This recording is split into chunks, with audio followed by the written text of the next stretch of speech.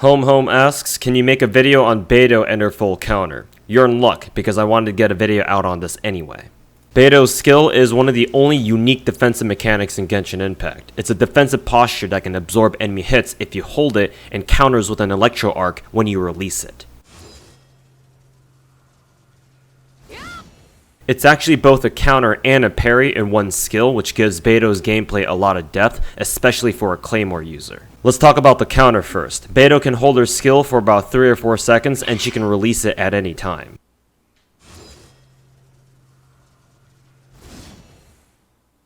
While she's holding it, she can't move or attack, but she can jump cancel out of it. She can only jump forward or jump in place though.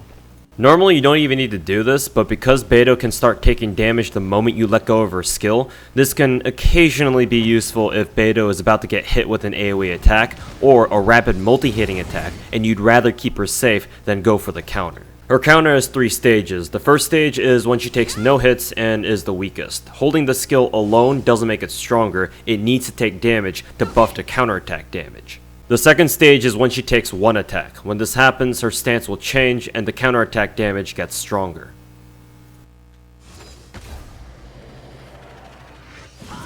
The third stage is when she takes 2 attacks. Beidou's stance changes again, and when she releases, her counterattack damage is maxed, and the arc that it comes out in covers a wider area. The screen also darkens to let you know that you hit a level 3 counter. Beidou's counter can take about 4 hits or so before she automatically releases. You can't just sit in the middle of a fight and take as many hits as you want, so you need to be mindful of which attacks you can tank and which attacks you shouldn't. Now, onto her parry. If you time Beidou's skill and use it the moment she's about to take a hit, she instantly charges her counterattack damage to max.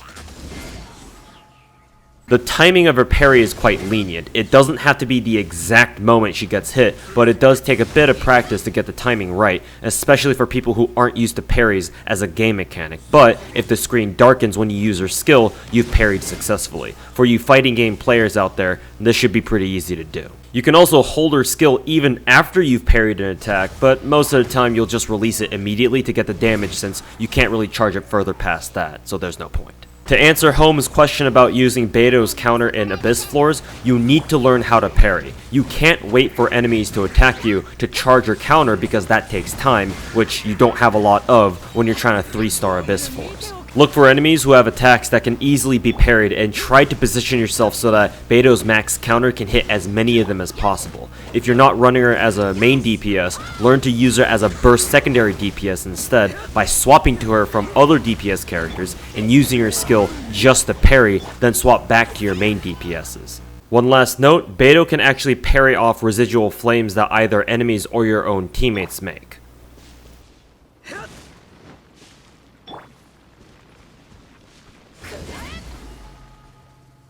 This gives her a lot more opportunities to get free parries and pairs her well with pyro teammates who can put fire on the ground for her if the terrain allows for it. Unfortunately, this gimmick doesn't work in Abyss since the floor can't be ignited, but it's possible that Beidou can parry off other types of elemental DOTs like Cryo Mist. That's it for this video, thanks for watching.